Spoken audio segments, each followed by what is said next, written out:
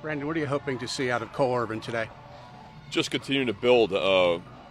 He pitched really well this last time. I think 2 innings. Hopefully, he may go a little bit further today. But he's had a really good start to the camp so far. His fastball velocity's been up. Secondary stuff's been really good. So it's just continuing to build these starters up as much as we can before we break. There's been a couple of players the past couple of days, Tyler Wells, Dean Kramer, have talked about wanting to hit 200 innings this year, which is kind of an older school way of thinking for starting pitchers. Not many do it anymore. Is that a benchmark that you have for your pitchers that you want to see them reach to? I know you want them to go as much as possible, but what do you think? That's not a number I put on anybody. I mean, that's great that they want to do that, and that means that they're staying out there for a while, and they've made 30+ starts. So if they can do that, that'd be great. But it's not like a goal of mine to have these guys reach 200 innings, even though it's an amazing accomplishment. I just like to see them make all their starts and try to keep them as healthy as possible. You talked about surprises at the beginning of spring training. Now you're a week into games. Has anybody stood out to you so far? I'm excited. I mean, I'm pleased with how we've played as a group. I think we've, knock on wood, we played really good defense this last week, and we've pitched extremely well. Some guys are swinging the bat well. Younger guys, Kyle Stowers is coming to camp, swinging the bat great. Calder's been swinging the bat well. So you'll start seeing more of our regular players, as the camp goes along, get some more at bats and maybe playing some back-to-back days and things like that. But yeah, I think collectively we've played pretty well. Are you going to give Zimmerman a start, or is he going to just do starter innings in back of start? Well, we're building him up as a starter. It's one of those where if his day lands on another starter's day, then we kind of have to make a choice on what we're going to do. But whether he's starting a game or coming in after a starter, we're still building him up as a starter. With how versatile a lot of the guys you have are, what is your philosophy around the DH spot and how you use it on a day-to-day basis? Now or during the season? During the season. This is pretty much a day off for to get a guy off his feet, maybe defensively, or whether it's Rutch or Santander or O'Hearn or Mountie. I just like to see those guys kind of get a day off their feet a little bit for defense, and just try to rotate it around as much as I can. But would that make it hard for someone like Kirstad, because he hasn't played the outfield as much? For the season wise?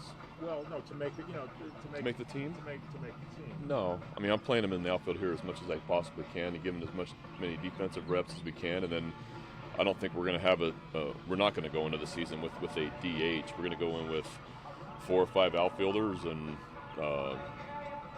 13 position players, and I'll just utilize the DH on a day-to-day basis on whoever I think I want to DH that day. You have dates yet for Wong and Henderson to debut for you guys? Wong's start playing today, and then Gunner's going to play. All goes well here in the next few days. What is it like when you basically have a team and a half of guys who can make it, just to manage their mental and emotional expectations? Because obviously not everybody gets to break camp. Yeah, no, I mean you try to.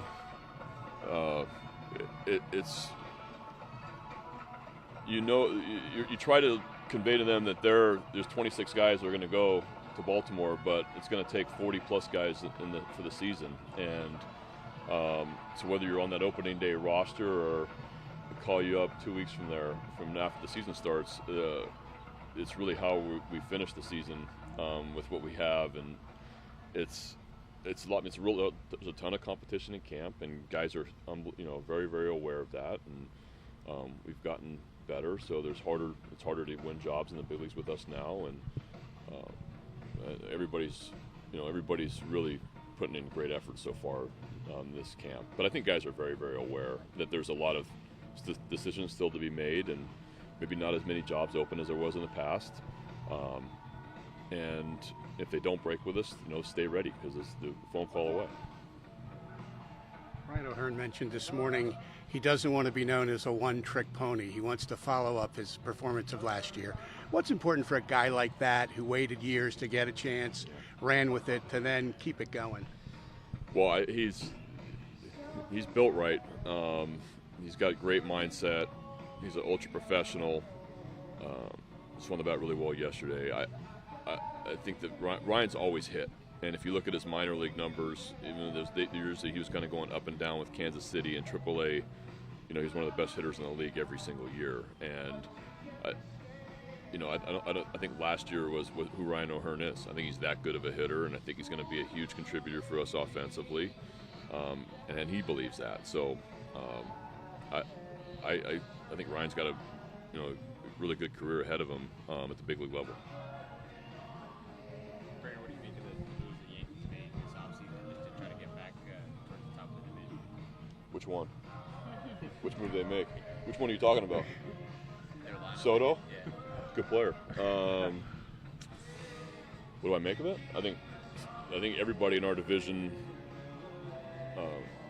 is going into this year thinking that they have, they're trying to get to the postseason, and Yankees, made moves this offseason to try to improve their club, and adding Juan Soto there in the top third of their order is definitely going to help. But yeah, we can't control really what other teams do around us. We're going to really focus on our guys, but I think all of our teams in our division have gotten better.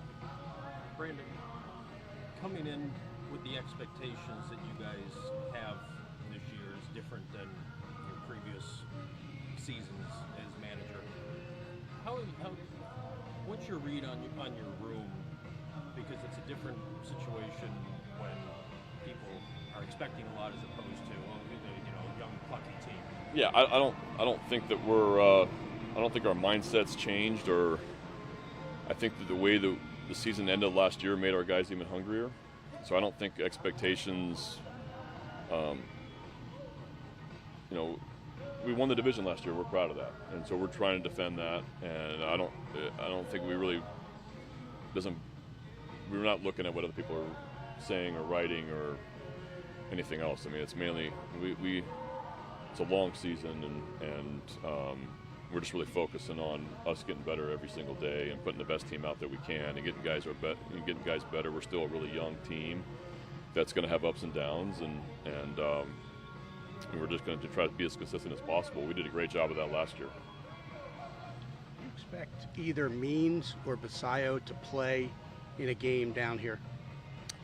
Means maybe, probably not. Basayo